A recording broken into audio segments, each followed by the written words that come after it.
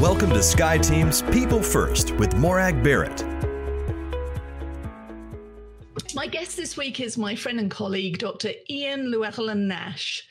Ian and I met when I was writing Cultivate, my first book, and he was the inspiration around the outer ring of the model that focuses on how relationships form, the context, the communication, and the culture. So for that, Ian, I owe you a debt of gratitude.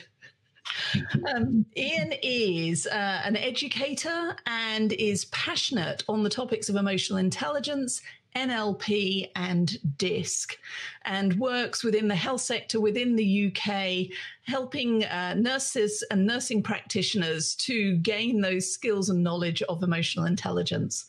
So Ian, welcome to People First. Thank you. Thank you. Glad to be here. Well, I'm looking forward to our conversation, but as with every episode, it always starts with the origin story, because our leadership journeys that bring us to this point today and People First are usually not the straight line from A to B. So going back to primary school when you were a wee lad and the teacher asked you, what did you want to be when you grew up? What was your answer? Right. Well, my very first response to that question in primary school was I wanted to be a motorcycle policeman. Oh, okay. Why? Go on, tell me more. I've gone back to that question many, many times. And why did I say that? I think there was a certain familiarity with motorbikes in the place where I grew up, which was Northern Ireland. We had a lot of people who used to go across to the Isle of Man for the yearly motorbike races. So it was very much a part of my cultural context and upbringing. Living in Northern Ireland, however, during the time of what is referred to as the Troubles, there was a lot of police activity. So there was a sort of combination of motorbikes, pleasure, police purpose. In my very, very young, naive type mind, it was very, very quickly pushed to one side when I happened to share my childhood ideals with my mother, because she reminded me of one night we were driving into town and we passed a motorcycle accident. Yikes. Which was very traumatic. So she was very, very insistent in only can be, that was not going to happen. It didn't happen, but I still have the urge to get on a motorbike. So I have only been on, there are two memorable motorbike stories that I'm going to share with you. One is on the back of a motorbike. This was my first ride, and this is as an adult going up the A1. And lorries thundering past us. So for those from the US listening, they're going, I don't understand. But imagine, an interstate, but narrow, 2-lane interstate with big trucks going past. I remember screaming, being terrified. And the other iconic experience was on the back of a Harley Davidson in the middle of nowhere, Nevada, Colorado, where I was working with a gold mining client, and one of the participants just took me out just to see the scenery. But there I was, and I remember thinking, little old me riding on the back of a Harley Davidson in Nevada, the USA. Who would have ever thunk? So those are the two. And much like you, I like the idea of a motorbike, but it's all the other idiots on the road that would have me more concerned. So no. So your mother's a wise woman.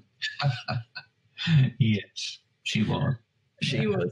So what was the pivot point? So you didn't get to be the motorcycle policeman. So what was the pivot that brought you here into having a passion and a deep knowledge and understanding of emotional intelligence? I guess it's a little bit hazy, to be honest. Morag. But I guess it was when I was working as a nurse. I won't say climbing up the greasy pole, but as I advanced within my nursing career from a bedside nurse to a managerial nurse running the coronary care unit that I worked in, my focus obviously began to shift in terms of bedside nursing to having a responsibility for the nurses that worked with me. Mm-hmm. And probably initially I was out of my depth. I didn't really comprehend relationships with other people, how to manage people, how to move them in a certain direction. That was something I had to learn very much on the hoof, and in hindsight, probably successfully. We achieved a lot. It was quite a dynamic coronary care unit, and we brought in a lot of stuff that was innovative, accelerating patient care in terms of cardiac management. For me, I guess one of the important learning points was recognizing that I had reached a glass ceiling in that context, and that for me as an individual, I couldn't grow anymore unless I went somewhere else, but also recognizing, particularly in that context, in specialist nursing units, ITU, CCU, A&E environments, unless the person above you marries, moves, wins the lottery, etc., you get stuck. Yeah. And having experienced that myself when I was a junior nurse and not being able to progress, I was very conscious that I was holding people back as well, who I knew had the capacity and the capability and the desire to progress within the unit. So I chose to 12 months, I'm going to leave and I will get them ready. So put everything in place.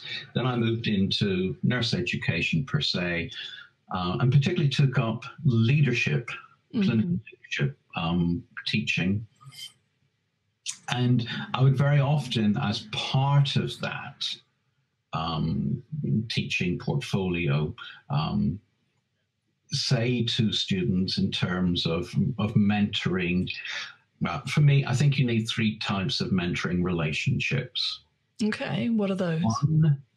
One where you have somebody who is ahead of you, who shows you the way.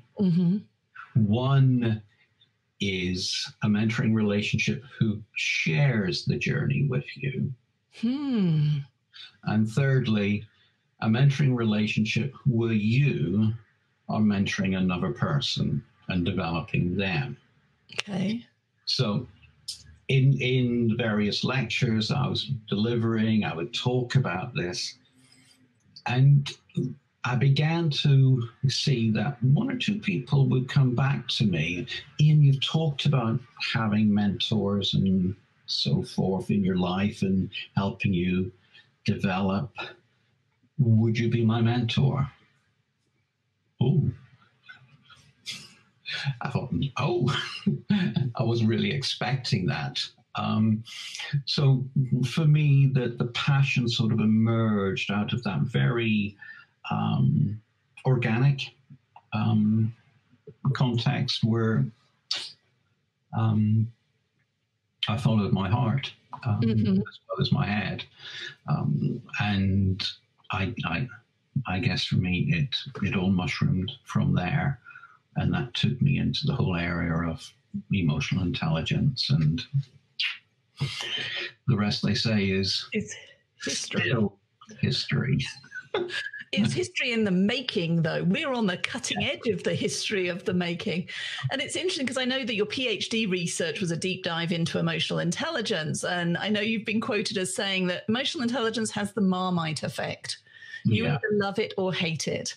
And NLP goes alongside emotional intelligence. But for those who are listening who may not be familiar with the terms, can you help us understand emotional intelligence, NLP, and where are they the same or different?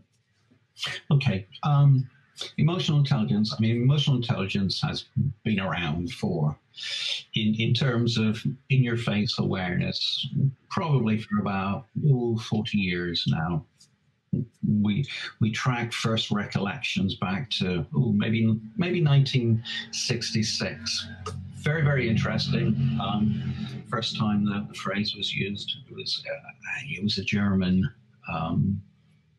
researcher working with women postpartum who had postpartum depression, and the context, the use of the word emotional intelligence came out of her research, where she was giving ladies in this situation LSD to manage their postnatal depression.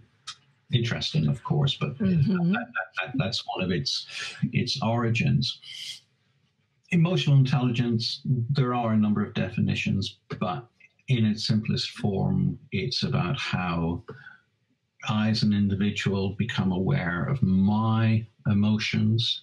I become aware of your emotions, and how I can use those emotions to actually make better decisions, cope with life, influences my well-being, shapes my relationships with other people, particularly in the corporate context, managing me, managing you, in order to achieve outcomes. NLP has been connected with emotional intelligence because it's about that inside development of who we are. NLP goes back to the early days of a couple of guys, Bandler and Grindler in Santa Cruz. Their passion was very much, what makes the difference in experts? Why are they experts? Why are they so good at what they do? And in the origins of NLP, they were particularly interested in Virginia Satir, Milton Erickson. What made them so excellent at what they did? But more important, arguably, if they could do it, could we actually take their skills and teach someone else to do it? And that was the origin of NLP. If we want to take the letters NLP, it's about how we think. L, it's about language, how we communicate primarily with ourselves. And the way we think and the way we talk to ourselves will have a practical application in terms of how we show up in the world, how we are programmed. Right. And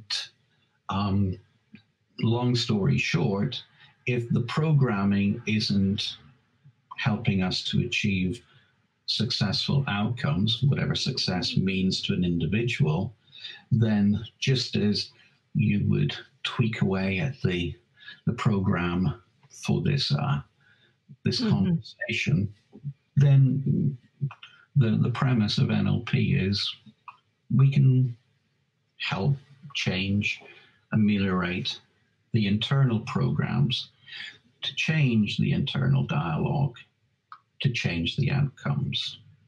So neuro-linguistic programming. Yeah. Most of the people involved in NLP have a bit of I hate the term. I don't like the way it's just, I don't like got the moniker now. Yeah, our definitions, it's, how individuals achieve success by working with their internal programs. I think it's fascinating. Yeah. Well, I like the way you described it there, because it helped me to understand, obviously, again, emotional intelligence starts with me and what am I feeling and why, and then making an informed choice as to how am I going to use that, to your point, to be successful going forward, whether it's the decision, it's the conversation that you and I are having, whatever, versus being a victim and reactive to it and potentially inflaming the situation, or, you know, having a less than successful experience. And it was interesting. I was looking at some of the research and your talks from the Open University where you are teaching these topics. And you cited some other researchers that were saying that within the nursing curriculum and the healthcare curriculum, emotional intelligence has tended to be overlooked, which I find fascinating, partly because there's that unconscious bias. Well, nursing equates to caring and therefore emotional intelligence. So why do you think it has been such a neglected topic in years gone by? And why is it so important to all of us today? Well, start with the good points. Emotional intelligence is now becoming a much more proactive element of new nursing education curriculum. So it is in there. But historically, it wasn't in there because nursing education curriculum were based on very scientific reductionist curriculum. It was about doing, and it was about doing nursing. I always tell the story of one of my study participants who was, while she was a student, she was brilliant, you know, in terms of the practical skills. You know, one of those nurses, if you were sick, you would want her simply because she knew what she was doing. But my research was based on interviews with this group of nurses, followed them over a 3-year period, once each year. And I remember in the first year talking to her, and we got around to the question about friendship with nurses or relationships with patients in terms of the therapeutic relationship. And she astounded me when she effectively said, I don't want to be friends with patients. I don't want to be friends with any of my nurse colleagues. Exactly. That look was the look on my face. I'll send her a copy of Cultivate. Yeah. But yes, it's the, I'm sorry. Okay. You know, and I repeated the question. I said, well, I don't live with them. I don't work with them. Why do I need to know about their life? There's certain logic in there. And, oh, wow. But she was very, very good. Caught up with her years 2 and 3, and that whole element really hadn't changed. But one of the things that did emerge, which was one of the main themes from the research, was I termed it the legacy of the kinsfolk memory. She had been brought up in a family who just did not. They didn't cuddle. If something had happened to her in terms of her own health, her mother's response was, there's a bus, hospital down the road. Walk it off. Yeah. Independence and that type of thing, which there's a certain value to. But in terms of this caring relationship, it just stood out like a sore thumb. It was important for me in terms of the relationship with the patient. Nurses had this emotional connection with their patients because they were sharing at times incredibly intimate journeys with their patients. The outcome of my research was essentially, if we want to have effective, efficient nurses, then we need to have nurses who are emotionally equipped, not simply cognitively or skills-based, efficient. And it's been a journey, and we're getting there. I think given what's happening in the world today, I was thinking about a piece of research that was carried out by a UK company called JCA. They did a significant piece of research. They did a 10-year observation on emotional intelligence across a number of key sectors: healthcare, IT, accountancy, engineers. And they looked at the experience, the unfolding of emotional intelligence across those sectors between 2000 and 2010. And they came up with a number of significant findings. But the main one, during that decade, whilst in general, if you like, the group or the sector level of emotional intelligence essentially went like that, it dipped on 3 occasions during that decade. Okay. Those 3 occasions were related to financial crisis in the markets, where one might argue that if one is emotionally intelligent, one's looking out for oneself and for other people and supporting them, helping them, promoting them, making sure they're okay. But on 3 occasions in the financial crisis that were hitting UK markets, similarly in the US, the level of emotional intelligence that was expressed dipped, and people became incredibly individualistic. I'm looking after myself. Yeah. I went back to that report because I was thinking about where we are now with COVID. And if we look back, I can only really speak for the UK experience. Since March, one of the things that seems to be emerging everywhere is about this willingness to engage with people in your community, support people in your community, doing shopping, visiting, et cetera, et cetera. And in the UK, we're experiencing what is being referred to as a second wave of the pandemic. And it's interesting that in the second wave, we're not seeing as much of that community spirit as we were in the first wave.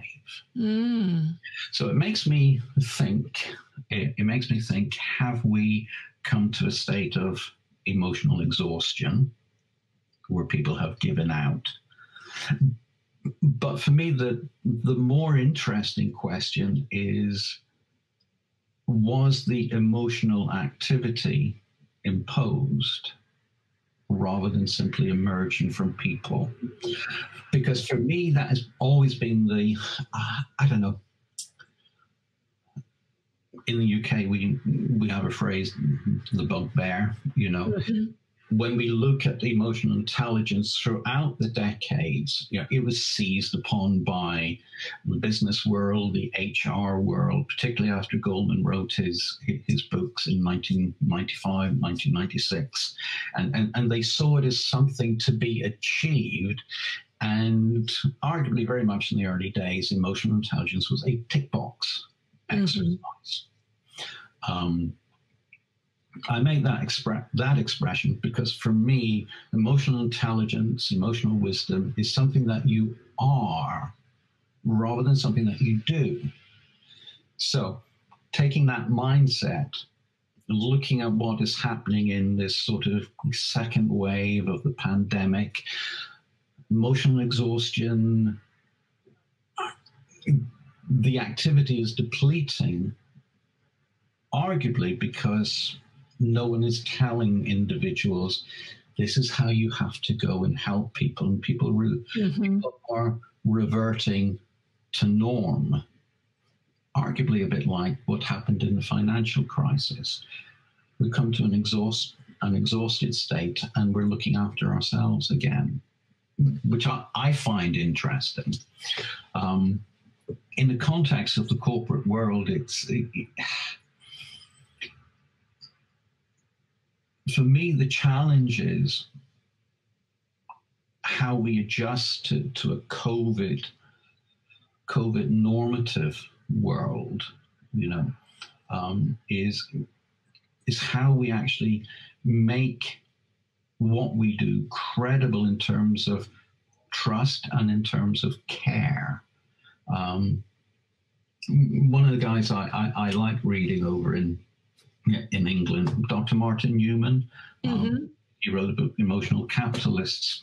He was at a conference last year, year before, and he was making a statement that he was talking to leaders, C-suite, leadership level, and he came out with a comment, my paraphrase, simply,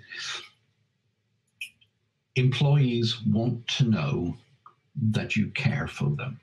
If they know that you care for them, they will produce for you. Very simplistic paraphrase. And I think in terms of the corporate world at the moment, we're facing up to the challenge of what that actually means, because when COVID came, it was the done thing to help your neighbor, because we're kind. We're a corporate organization, and we have a reputation to manage because, company down the road, they're doing X, Y, and Z, and they're providing hampers and so forth. But I think we're now settling into a second phase where it has to be an organic experience rather than a forced experience. So it's interesting to watch, and it's interesting to observe, what does the emotionally intelligent organization look like in this context?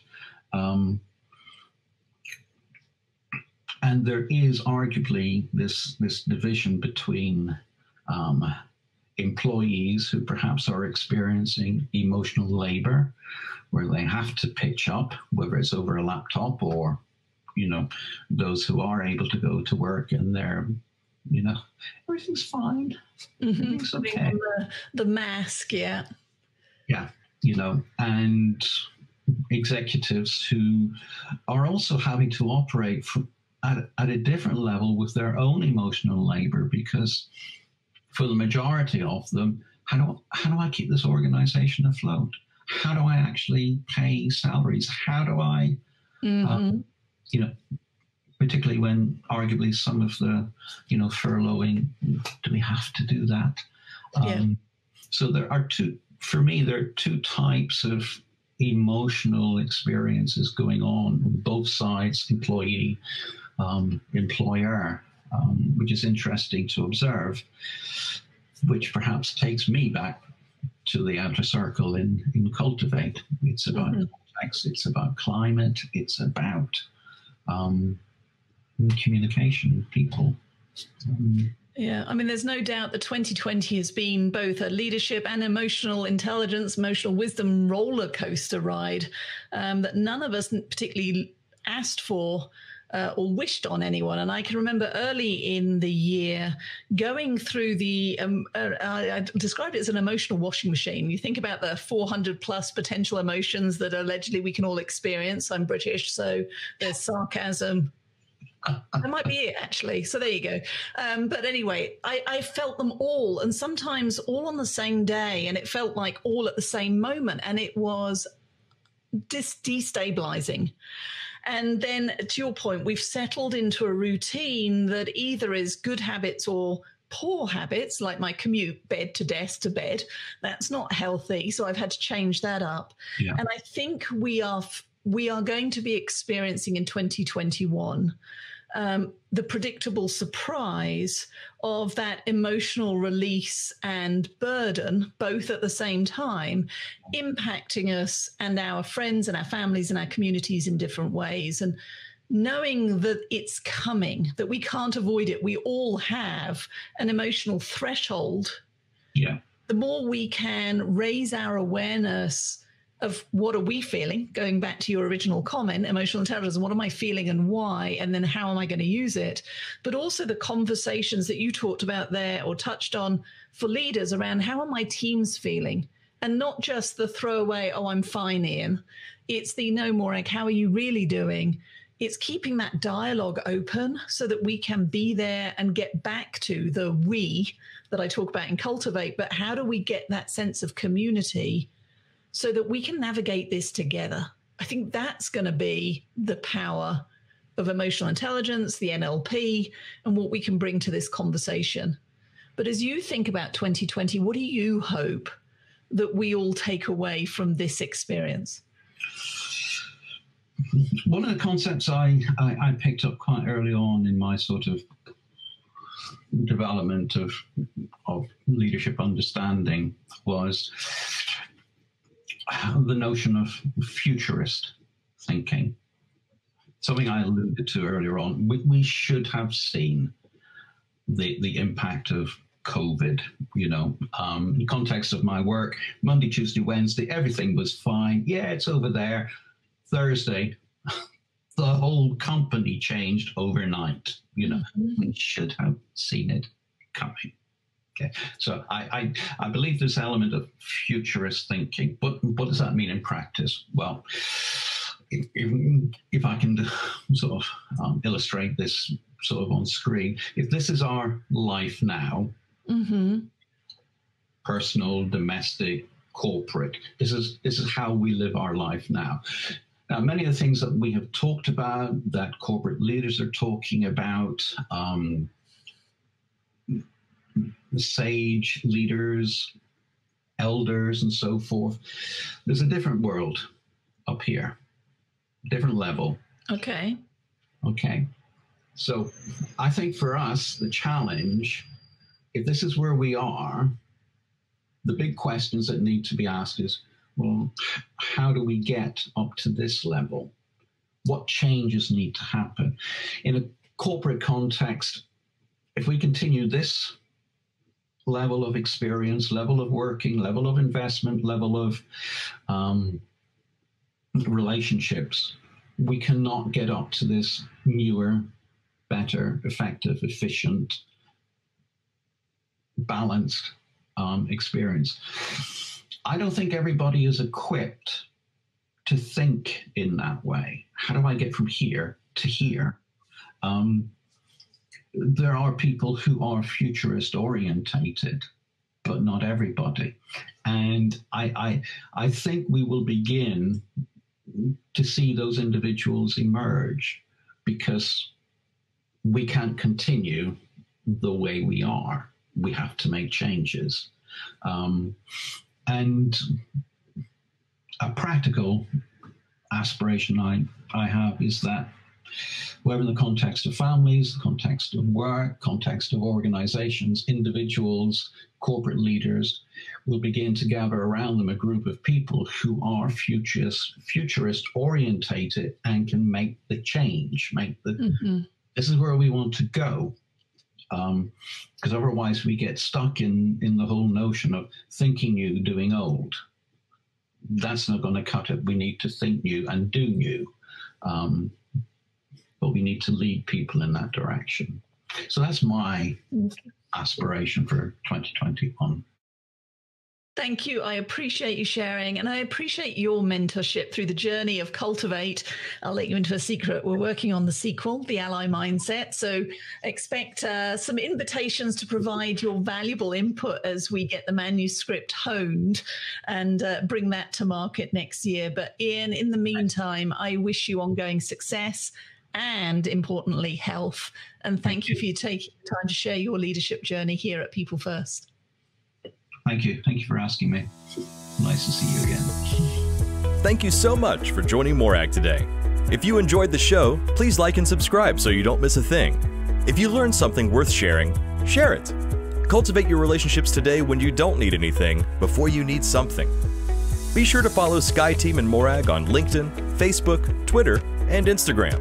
And if you have any ideas about topics we should tackle, interviews we should do, or if you yourself would like to be on the show, drop us a line at info@skyeteam.com. That's SKYE team.com. Thanks again for joining us today, and remember, business is personal and relationships matter. We are your allies.